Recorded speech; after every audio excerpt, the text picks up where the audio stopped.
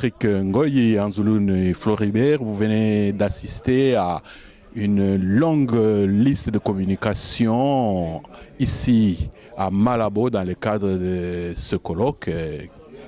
Qu'est-ce que vous en avez retenu? Merci de la parole. L'essentiel de cette communication a tourné autour de l'action de la société civile dans un contexte panafricain, aux côtés du rôle aussi que doivent jouer les médias.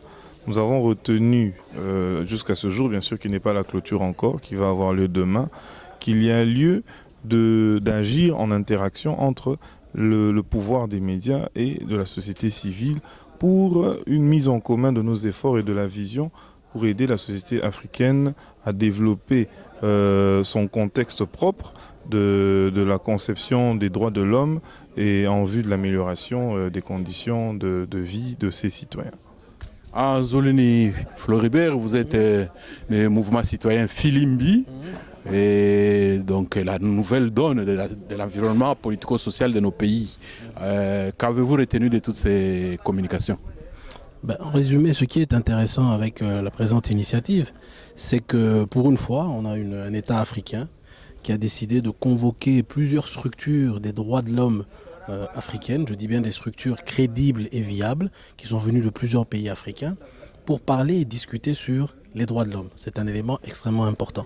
Deuxièmement, des journalistes de plusieurs pays africains également sont venus pour voir dans quelle mesure les organisations de la société civile des droits de l'homme africaines peuvent tisser des liens, des partenariats avec la presse africaine ou panafricaine afin de renforcer justement tous ces principes liés aux droits de l'homme à travers l'Afrique avec notre propre spectre, notre propre moyen d'agir et nos propres méthodes et nos propres stratégies.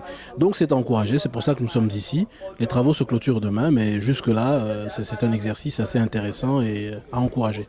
Le souhait pour la fin de ces travaux? C'est que nous adoptions une sorte de charte de la société civile africaine et des médias qui pourra nous permettre de temps en temps à avoir ce type de rencontres pour renforcer mutuellement, échanger autour de nos préoccupations distinctes et améliorer nos conditions de travail et performer nos actions au sein de nos États respectifs.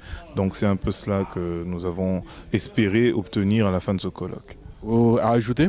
Oui, bien sûr, j'ai oublié de dire quelque chose de très important. Moi, je suis membre d'un mouvement citoyen, donc c'est assez particulier et rare de voir un État africain, je dis bien une institution africaine, convoquer des membres d'un mouvement étatique, bien évidemment, convoquer les membres d'un mouvement citoyen pour parler démocratie, pour parler droits de l'homme.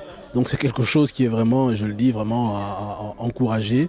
Et donc nous espérons que demain, avec tous ces échanges, que nous allons renforcer les liens entre les organisations de droits de l'homme africaines, et également entre la presse, non seulement africaine, parce qu'il y a également la presse, la diaspora, et même des organisations africaines, mais qui sont installées dans la diaspora, qui sont là, et que nous allons renforcer les liens et pouvoir établir une base de collaboration. Merci bien. Nous vous remercions. Merci.